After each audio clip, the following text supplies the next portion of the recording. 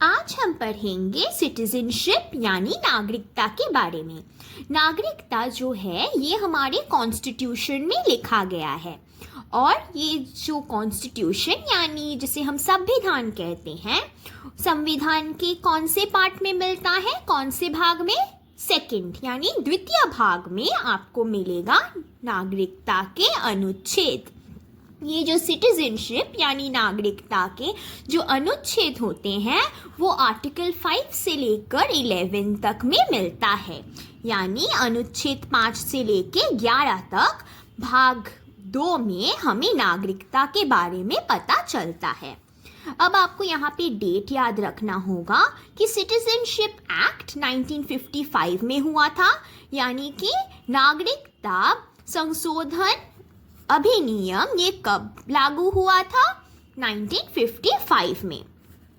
Parliament जो हमारा संसद है वो डिसाइड करता है, यानी वो निर्णय लेता है कि किसे हम सिटीजन कहेंगे, किसे नागरिक कहेंगे और किसे नहीं कहेंगे।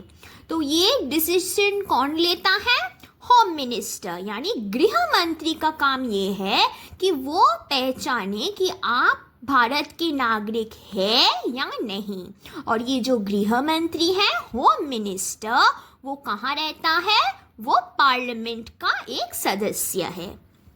अब हम नागरिकता के बारे में ज़्यादा पढ़ने से पहले हमें ये पता होना चाहिए हमारे देश में कितने तरीके के, कितने प्रकार के नागरिक रहते हैं। हमारे देश में there are 2 types of citizens, 2 तरह के नागरिक हैं। एक है परमानेंट सिटीजन, दूसरा है टेम्पररी सिटीजन। टेम्पररी सिटीजन को हम एलियंस भी कहते हैं। परमानेंट यानी जो स्थायी हो, जो स्थायी होते हैं, स्थायी नागरिक, उसे हम कहते हैं परमानेंट सिटीजन। और जो स्थायी नागरिक होते हैं उनको सारे अधिकार दिए जाते हैं। दे इंजॉय ऑल राइट्स, यानी फंडामेंटल राइट्स में जो हम लोग के मौलिक अधिकार होते हैं वो सारे के सारे इन लोगों को, स्थायी नागरिकों को या फिर परमानेंट सिटीजन को दिया जाता है। पर अगर आप कोई टेम्पररी सिटीजन या एलियन हो, यानी अस्थायी नागरिक या एलियंस, तब आपको सारे राइट्स नहीं दिए जाएंगे, सारे अधिकार नहीं दिए जाएंगे। यहाँ आपको याद रखना है कि कौन से राइट्स आपको नहीं दिए जाएंगे अगर आप टेम्पररी सिटीजन हो। तो कौन से अनुच्छेद हैं? अनुच्छेद 15, 16, 19, 29, 30। ये 5 जो अनुच्छेद है ये सारे मौलिक अधिकार है। ये सारे क्या हैं? Fundamental rights. तो कुछ फंडामेंटल राइट्स ऐसे होते हैं जो हम किसी विदेशी को नहीं दे सकते। तो वो कौन से हैं? 15, 16, 19, 29, 30। ये नंबर्स आपको याद रखने हैं, कौन से अनुच्छेद, क्योंकि क्वेश्चन में आपसे पूछा जाएगा कि बताइए इनमें से कौन सा अनुच्छेद टेम्पररी सिटीजन या फिर अस्थायी नागरिक को नहीं मिलता है। तो तब आपको ये पता होना चाहिए। All the above are fundamental rights. ये सारे के सारे क्या है? मौलिक अधिकार है। अब हमें पता है कि जो नागरिक हैं वो 2 तरीके के हैं। एक है परमानेंट सिटीजन, दूसरा है टेम्पररी सिटीजन यानी स्थायी नागरिक और अस्थायी नागरिक। अब हम पढ़ेंगे अस्थायी नागरिक के बारे में। अब देखिए, स्थायी नागरिक यानी परमानेंट, मतलब आपके घर में आप एक परमानेंट रेसिडेंट है। अगर आपका कोई रिश्तेदार आपके घर में आए तो वो बन जाता है टेम्पररी। तो वो जो रिश्तेदार आपके घर आता है वो फ्रेंडली भी हो सकता है, आपका शत्रु भी हो सकता है। वैसे ही जब कोई सिटीजन या नागरिक हमारे देश में रहने आए तो वो मित्र भी बन सकते हैं, शत्रु भी हो सकते हैं। तो ऐसे में क्या देखा जाए? परमानेंट सिटीजन इसलिए 2 तरीके के हो सकते हैं, एक है मित्र और एक है शत्रु। अब हमें पता है कि अगर आप परमानेंट सिटीजन हो तो कुछ अनुच्छेद है जिसको आपको अधिकार नहीं है। तो यहाँ पे जो फ्रेंडली टेम्परेरी सिटीजन्स होते हैं, यानी हमारे मित्र होते हैं और अस्थाई होते हैं, उन्हें वो 5 अनुच्छेद नहीं दिया जाता। अनुच्छेद 15, 16, 19, 29 और 30। बट अगर आप NAV भी हो, यानी आप टेम्पररी तो हैं ही, आप हमारे शत्रु भी हैं, तब आपको आर्टिकल 22 से भी वंचित किया जाएगा। ये आर्टिकल भी आपको प्राप्त नहीं होगा। Article 22, article 22। बट आर्टिकल 22 में क्या दिया गया है?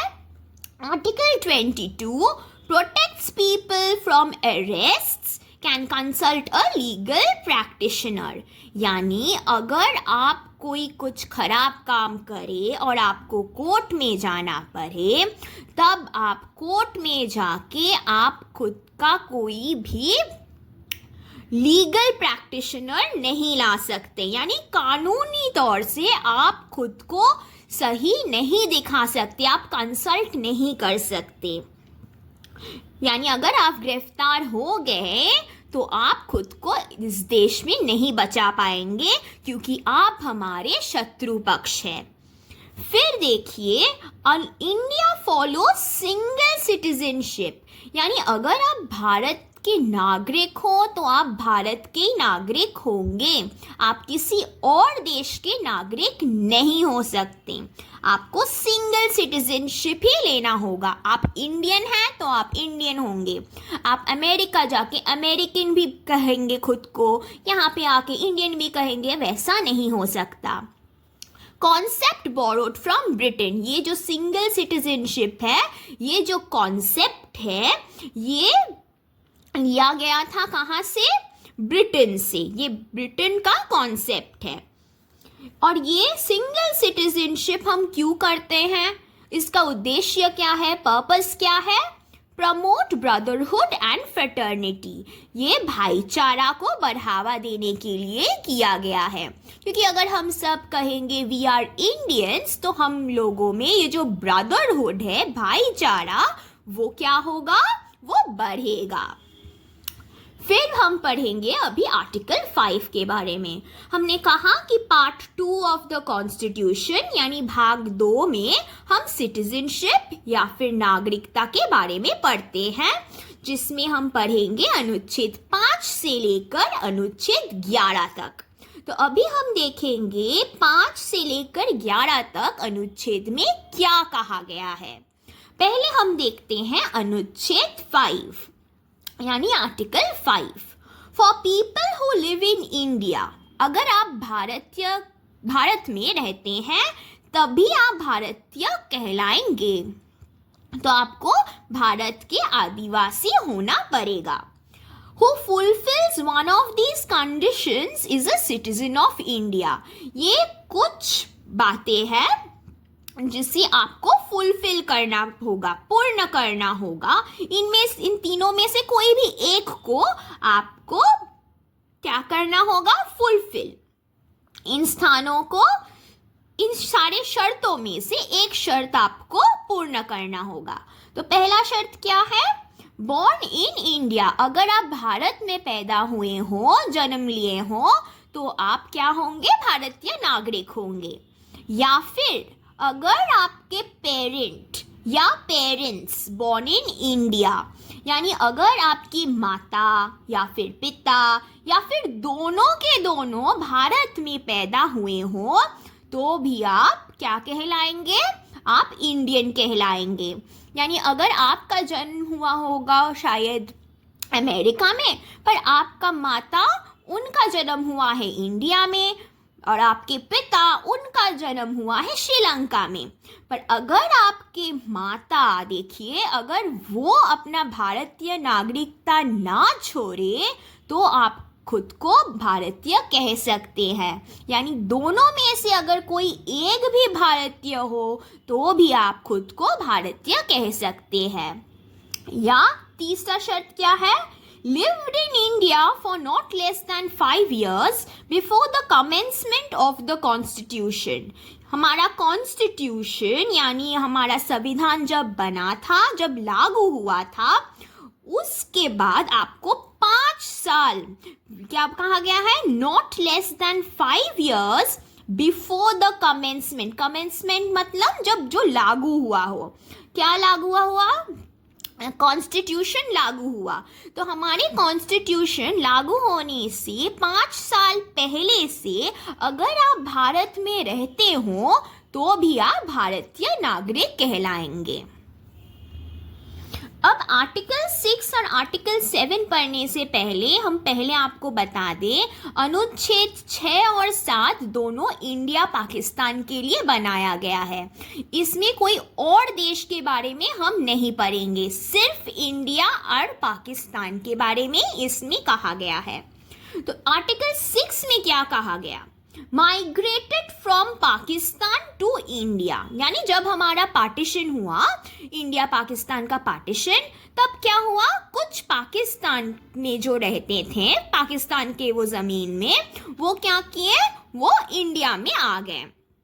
तो उन लोगों के लिए आर्टिकल 6 बनाया गया है. तो आर्टिकल 6 किन लोगों के लिए है? जो पाकिस्तान से इंडिया वापस आ रहे हैं, प्रवेश कर रहे हैं. फिर देखिए कुछ शर्त है. आपको भारतीय नागरिक कहने से पहले कुछ शर्त आपको पूर्ण करने होंगे. वो क्या है? Conditions. Either of his parents, grandparents was born in India. यानी अगर आपके माता पिता या फिर आपके दादा दादी अगर वो भारत में पैदा हुए थे तो आप भारतीय नागरिक कहलाएंगे. बट सिर्फ इसी को पूर्ण करने से नहीं होगा.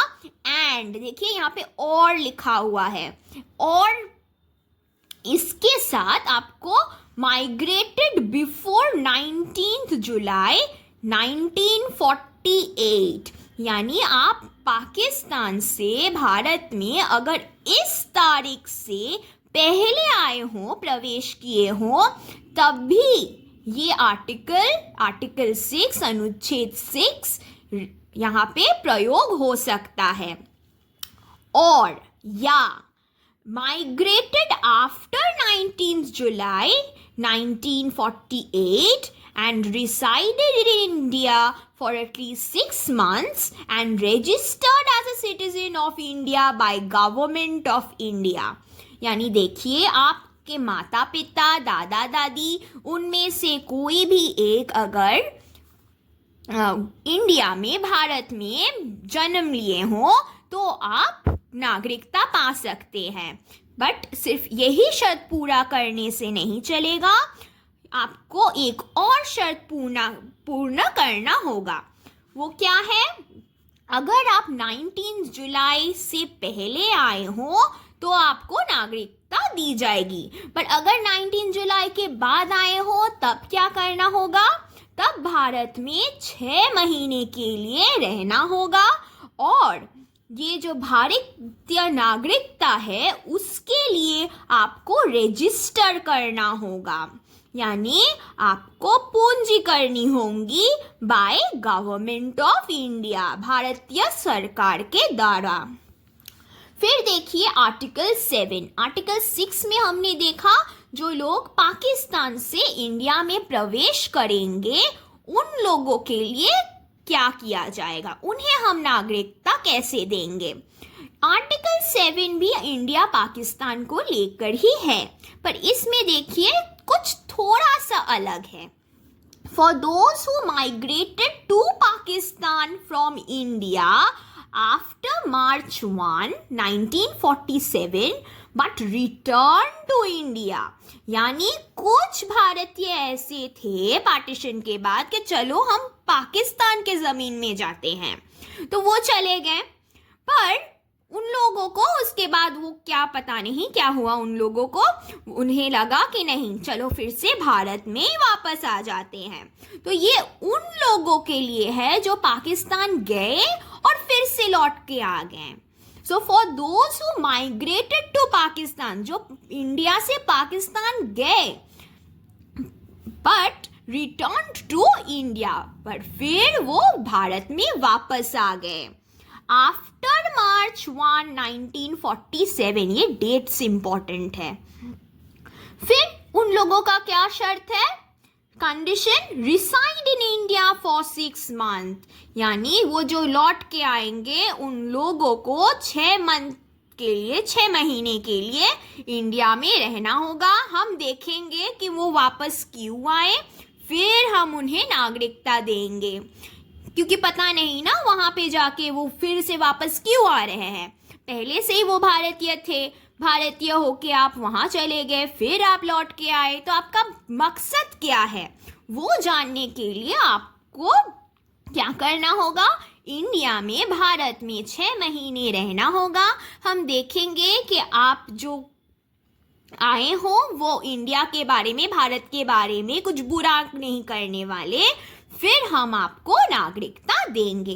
तो आर्टिकल 6 और 7 में अंतर यही है कि आर्टिकल 6 वो लोगों के लिए है, उन लोगों के लिए जो migrated from Pakistan to India, वो पाकिस्तान के इसी ज़मीन में रहते थे पार्टीशन से पहले, पर अब उन्हें लग रहा है कि नहीं, हम इस तरफ में नहीं रहेंगे, हम इंडिया में घुस आएंगे। तो ये उन लोगों के लिए है। और आर्टिकल 7 किन लोगों के लिए है?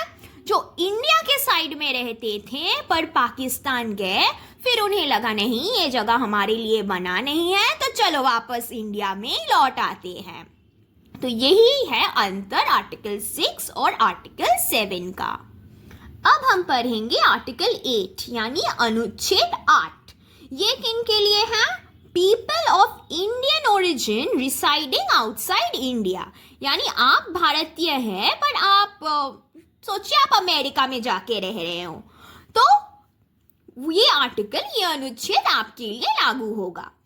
कंडीशंस, तो कुछ शर्त है कि आप तो अमेरिका में रह रहे हो, आप अमेरिकन डॉलर कमा रहे हो, तो हम आपको इंडियन नागरिक क्यों बताएं? तो आपको कुछ शर्त हैं जो आपको पूर्ण करने होंगे। वो क्या है? Persons parents, grandparents was born in India, आपके माता पिता, दादा दादी, कोई भी एक इंडिया में उनका पैदाइश हुई हो। फिर registered as a citizen of India, आपको इंडियन सिटीजनशिप में रजिस्टर्ड होना पड़ेगा, यानी आप जब भारत में आएंगे हमें पता होना चाहिए कि आप भारतीय नागरिक हैं। ये इस तरह से आपको रजिस्टर करना पड़ेगा, यानी राजनीतिक द्वारा आपको रजिस्टर करना होगा कि आप एक नागरिक रूप में पंजीकृत करना होगा। फिर आता है आर्टिकल 9 अनुच्छेद 9। अनुच्छेद 9 क्या कहता है? Cannot be a citizen if he voluntarily chooses to take the citizenship of another country, क्योंकि हम फॉलो करते हैं सिंगल सिटीजनशिप। अगर आप इंडियन हैं और आप गए हैं ब्राज़ील में और आपको लग रहा है कि नहीं, यहाँ का कल्चर तो हमारी इंडियन कल्चर से कुछ ज़्यादा ही अच्छा है, तो चलो हम यहाँ का सिटीजनशिप ले लेते हैं।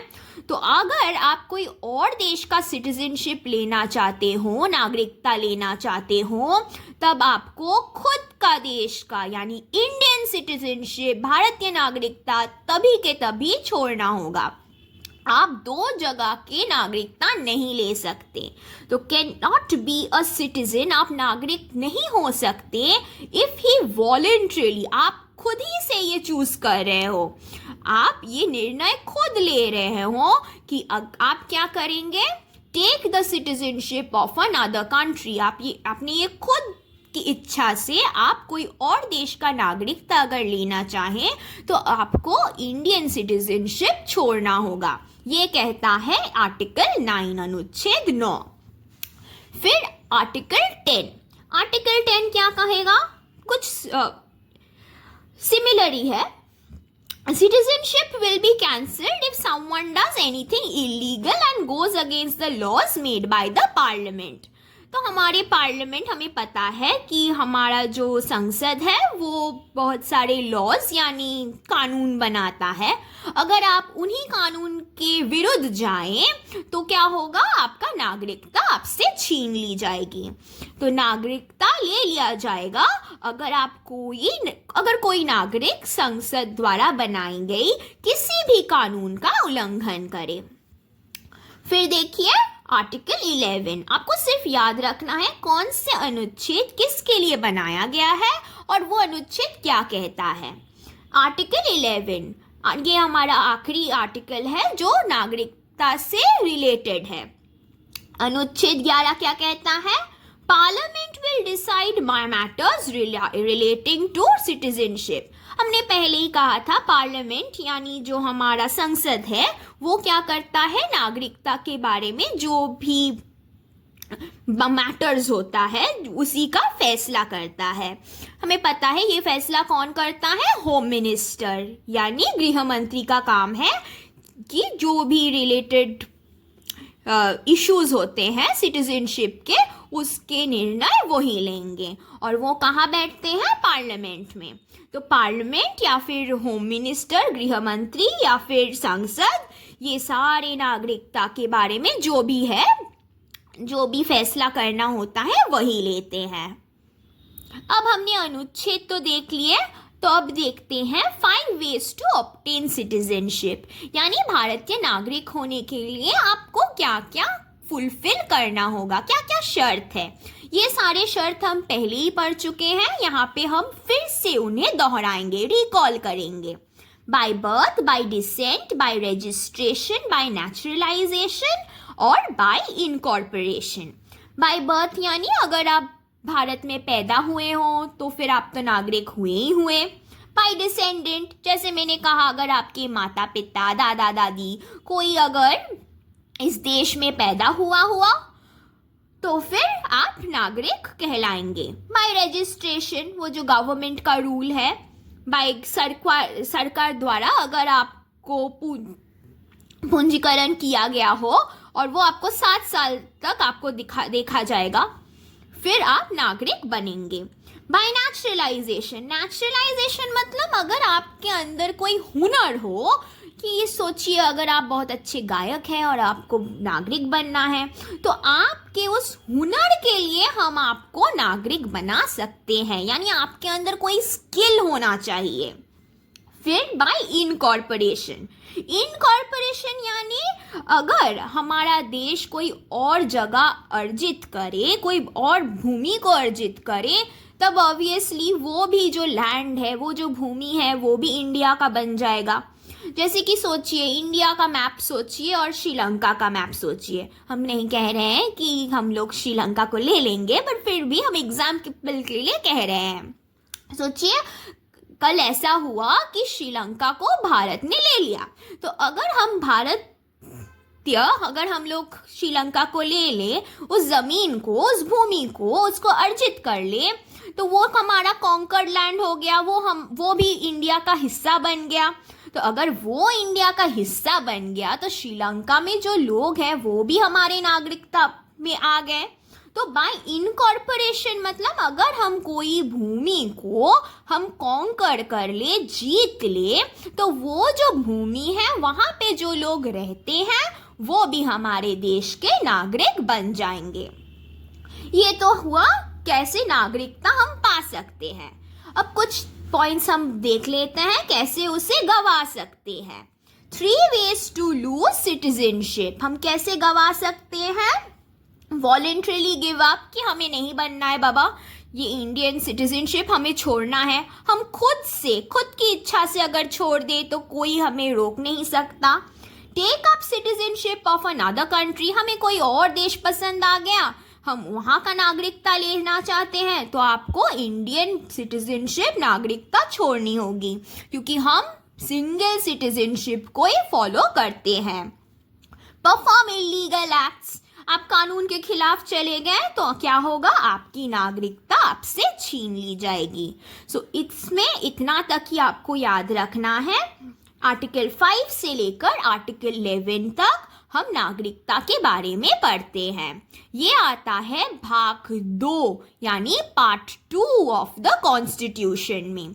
नेक्स्ट हम जो पढ़ेंगे वो होगा आर्टिकल 12 से लेकर आर्टिकल 35 तक। वहाँ हम पढ़ेंगे हमारे मूल अधिकार के बारे में, हमारे मौलिक अधिकार के बारे में, फंडामेंटल राइट्स के बारे में। वो हम पढ़ेंगे हमारे अगले वीडियो में। वो हो जाएगा पार्ट 3 ऑफ द कॉन्स्टिट्यूशन। हमारे जो कॉन्स्टिट्यूशन है उसका भाग 3 वो हम पढ़ेंगे अगले वीडियो में। तो इस वीडियो में आपको अगर कोई डाउट हो तो आप हमसे पूछ सकते हैं। तो तब तक के लिए टाटा।